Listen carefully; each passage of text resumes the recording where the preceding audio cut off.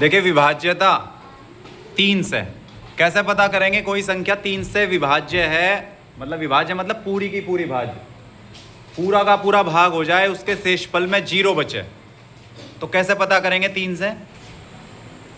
तो देखिए यदि अंकों का जोड़, कोई संख्या है यदि उसके अंकों का जोड़ 3 से भाग हो जाए तो संख्या भी 3 से पूरी पूरी भाग हो जाएगी।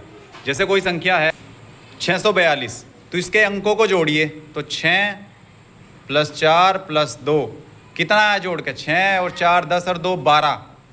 इसको भी जोड़ दीजिए, 2 और 1 3, कितना आया इन दोनों को जोड़ के? 3। तो 3 से 3 भाग हो जाता है, इसका मतलब ये संख्या 3 से भाग हो जाएगी। अगली संख्या है 719, तो जोड़िए इन्हें, 7 1 + 9, 7 और 1 8 और 9 17 आ गया। अब 17 को भी जोड़िए, 7 और 1 8। अब भाई 3 से तो 8 भाग नहीं होता, तो इसका मतलब ये संख्या 3 से भाग नहीं होगी। तो हमें क्या करना है? अंकों को जोड़ना है। यदि अंकों को जोड़ने के बाद वो संख्या 3 से भाग हो रही है तो वो संख्या भाग हो जाएगी। अगर उसका जोड़ 3 से भाग नहीं हो रहा है पूरा का पूरा, तो इसका मतलब वो संख्या भी 3 से भाग नहीं होगी। जैसे 8 है, अब 3 के पहाड़े में आता ही नहीं, 3 से भाग होता ही नहीं। 3 1 के 3, 3 2 6, 3 3 9, कहीं 8 है ही नहीं, तो इसका मतलब ये संख्या 3 से भाग नहीं होगी। एक और संख्या देखिए,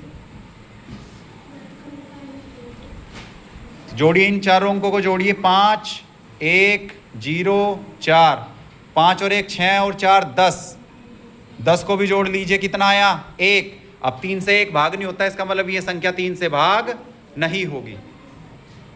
72 जोड़िए, 7 और 2 9, और 3 से 9 भाग हो जाता है, इसका मतलब ये संख्या 3 से भाग हो जाएगी। एक और एग्जांपल देखिए,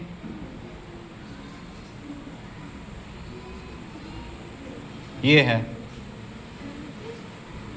ये संख्या, चलिए जोड़िए, 5 + 3 + 2 + 6 + 4 + 1, 5 और 3 8 और 2 10 और 6 16 और 4 20 और 1 21।